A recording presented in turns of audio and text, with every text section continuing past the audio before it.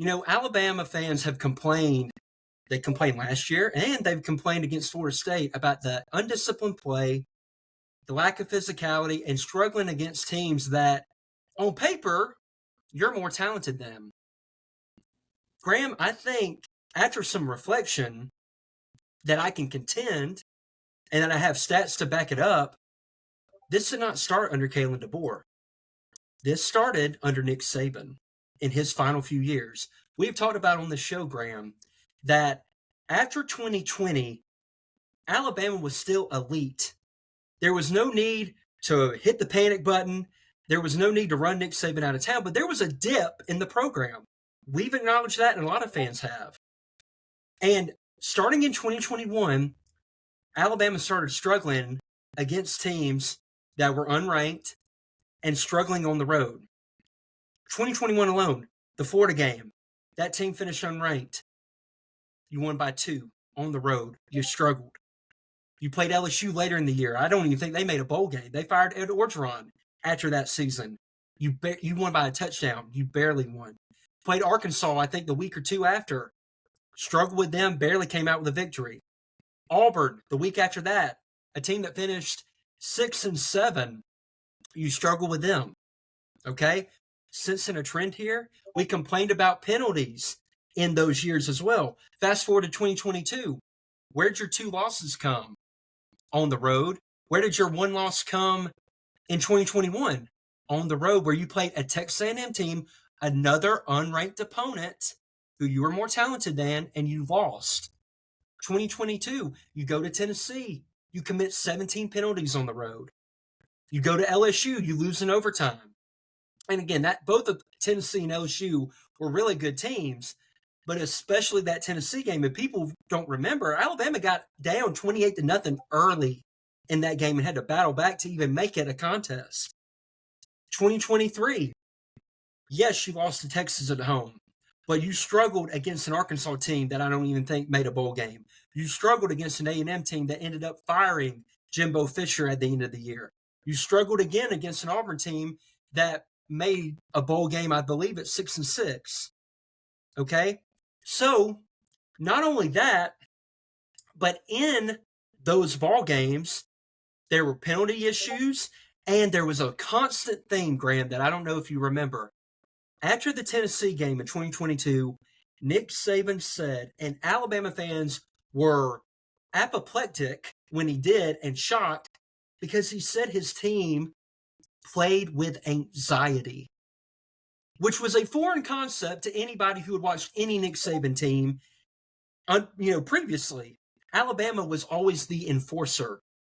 They came in they went into your trap and took over your trap. That was the theme. That was the credo of the Nick Saban dynasty. Last year, Kalen DeBoer takes over. And some of these same issues that he inherited, not that he created, that he inherited, were still persistent. Vanderbilt, you had a lack of physicality in that game. You had a lack of juice and a lack of effort. You lost on the road to Tennessee. You lost on the road to Oklahoma. And I would contend that the quarterback was the main issue in those 2 games, not the defense and not a lack of effort or urgency, but you still had some of the penalty issues, and you still had some of the guys who have been in the program not playing to the level that they're capable of and the level that they're expected. This year, same thing. So I say that to say, I'm not excusing Kalen DeBoer at all for the lack of discipline, for some of the issues that we hashed out last week that I'm not going to rehash. But I'll end with this. Graham, you and I both in 2023, when Oregon and Washington played those 2 times, we both picked Oregon, right? We both felt Oregon was going to hand it to those Washington teams. But Kalen DeBoer's Washington, they were the enforcers in both of those games. I remember coming on this show and saying how shocked I was at the amount of physicality and tenacity that those teams played with in those 2 contests. All right? This year and last year, we talked about it. some of the best players on Alabama's team were Washington transfers or transfers from other programs.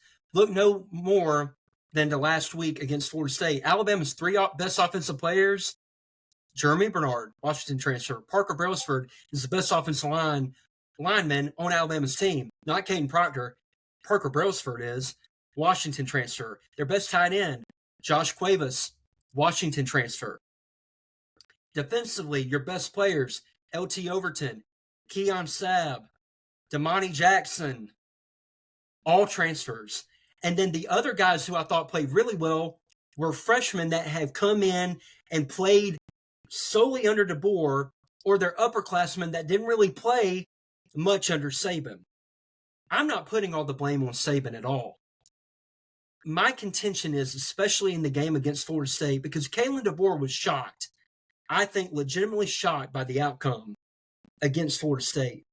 I think some of the guys that play under Saban that experience some of the same struggles on the road with undisciplined play, with lack of physicality at times, some of those guys' psychological disposition and competitive character may not be exactly where it needs to be. It definitely is not where it was under the height of the Nick Saban dynasty. And it shows me players respond to Kalen DeBoer. But there are some of these former Nick Saban players who were talented by all measures, but in big games on the road when adversity hits, their response, their mental toughness has not always been apparent. That gives me a little bit more encouragement going forward